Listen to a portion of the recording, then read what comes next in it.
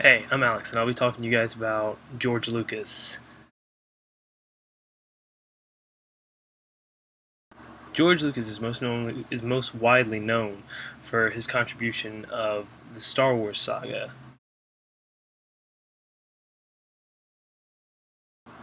But what I want to talk about isn't so much his writing or his directing or his producing of the Star Wars films or the any of the other number of films that he has created. What I want to talk to you guys about instead is actually his creation of the amazing company Industrial Lights and Magic.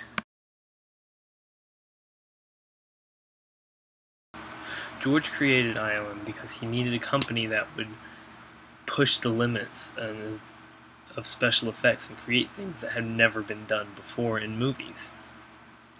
Before he did that, though, before he even had the idea of creating ILM, he went to this man named Douglas Trumbull, who worked on the movie 2001: A Space Odyssey.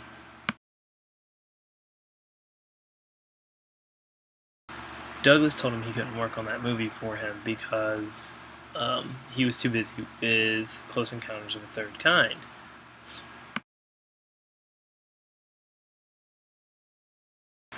So instead, Douglas sent him to his own assistant from when they had worked on 2001: A Space Odyssey. His name was John Dykstra.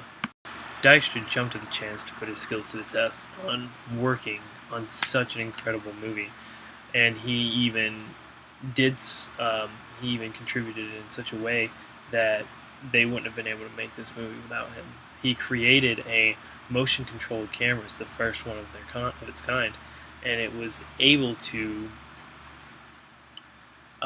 catch the groundbreaking effects and shots that they needed for this movie, and it's called they actually named it the Dykstraflex. Throughout the production of the first Star Wars film, John Dykstra and George Lucas actually had a very big falling out. George didn't think that the shots were worth the time, and it kept pushing the schedule back for the release date, and he blamed John for this. So after the movie ended, John Dykstra actually went his own way, and I believe that was a big mistake on his part because when the movie released and it had such a big grossing income that they decided to make The Empire Strikes Back in the second one in the trilogy, George pulled a lot of team members back together from the original ILM, and John Dykstra actually didn't get one of the invites to come back to work on the next project. So since the creation of Industrial Light and Magic, they've gone on from 1977 creating the first Star Wars film and doing groundbreaking technology then to now, still today, and they're still working on movies, and they've worked on some of the most incredible movies and the most groundbreaking and special effects, and it was all created and all thanks to George Lucas. Like, they've worked on obviously all the Star Wars films, they worked on all the Indiana Jones films, all the Back to the Future trilogy, they worked on several of the Star Trek films, Howard the Duck, The Labyrinth.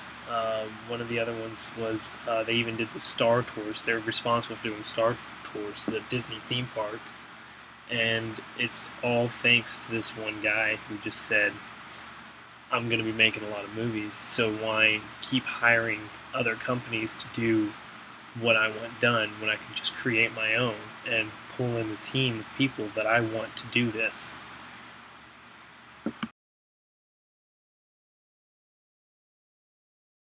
And yeah, that's my presentation on George Lucas, the creator of ILM. Thanks. You guys have a good day.